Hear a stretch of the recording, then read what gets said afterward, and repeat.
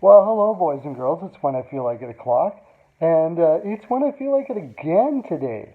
I just did a. You're wondering who just did? I'm Pearl of Wisdom, and you're listening to my NHL Pearls of Wisdom. Subscribe right now. I'll wait. Send you a my NHL Pearls of Wisdom necklace if you do. Signed by me. Much sought after. Anyways, yeah, I just did a thing on the Buffalo Chicago trade, and all of this. There's a rumor coming about. There's this big brouhaha. I just like to say that brouhaha.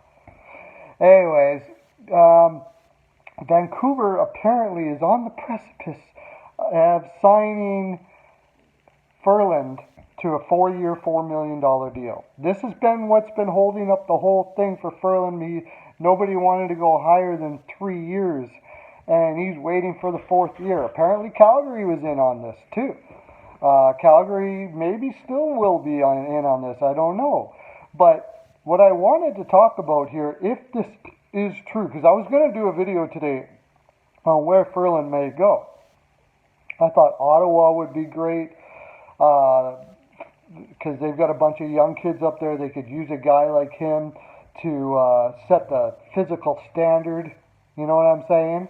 Yes. Well, Vancouver also has that. They've got a lot of young players. I think, honestly, I think Vancouver is almost set to make the playoffs already this year. I've been very critical of what Vancouver has done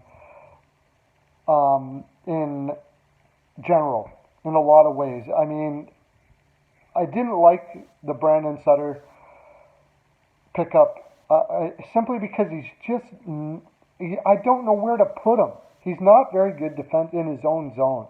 He's great from the offensive blue line down, and his hockey sense isn't super high. He's like a really glorified fourth liner that can put up some decent points, though. It's kind of a weird setup with him. He's got offensive skills, but not really necessarily the offensive IQ to go with them. However, he's really good at cycling and keeping it down low. So if you're going to have a guy like that, and you're going to be paying him $4.5 million, Mr. Benning, as we've discussed before, haven't we? I know you're watching, because who's not watching? Everybody's watching. Then you should probably get him on a line with players that are going to spend most of their time in that zone. See, Brandon Sutter's, I'm not a huge, I'm not all fancy stat guy, but I do find value in them. And possession stats can be very valuable as to where a player's at. Brandon Sutter's really good at keeping the puck down low, but not for very long periods of time. He's good at holding it there, but he's not good at possessing it other areas of the ice. So you need to play him with players that can. Bring in Ferland. Okay, he's actually got damn good possession stats, and Sven Barchi, who they already have on his line. You put that lineup together, you're going to spend way more time in the offensive zone. Okay, which is perfect for Brandon Sutter.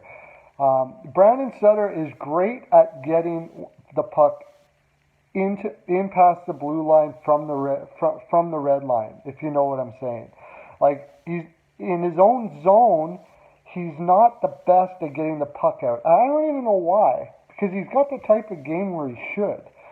But if he manages to get the puck past the defensive blue line, he's really good at entries. So you've got Sven Barchi, and if you bring Ferland in, you've got one of the best cycling lines, really. Like, it's fantastic that way. I think I know I've been very critical of Benning, a lot of people have.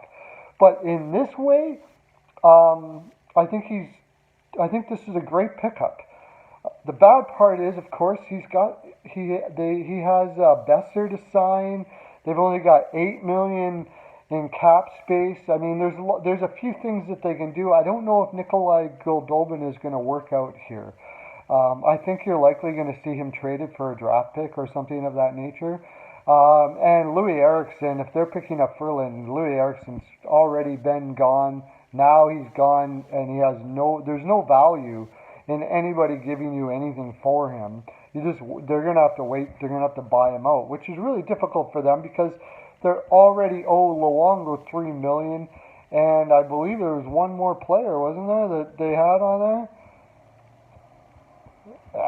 I lost it. But yeah, they're like $3 or $4 million already below the cap because of Luongo and whoever that other player was. Please help me, remind me. I can't find it at the moment on the cap friendly, and I highly recommend the cap friendly, boys and girls. It's a very good tool. But anyways, if this is what's happening, I think it's a great deal. You can also use them on the power play. You could play him beside Bo Horvat with Pearson if you want. Although I think that they're going to play. They're probably going to play Jake Virtanen up and down the line. They've got, with this signing, there's a lot of matchups they could do. Adam Gaudette is coming up, and he would play well with him as well. I think it's a fantastic pickup. I don't know exactly how it's going to go with the rest of their cap space with having to sign Besser. Like I said, you could buy out Eriksson, or you're probably going to have to hold money back to get rid of him. But I think it's a perfect pickup for them, regardless of all of that. I think it's almost like a have to if you can get them. So good on you, Benny. I think you did a fine job, sir. Like you care what I think, right? Here's a guy sitting in a basement telling you what to fucking think. Yeah, you're never gonna know. Anyways, that's my full 42%. That's all I have to give.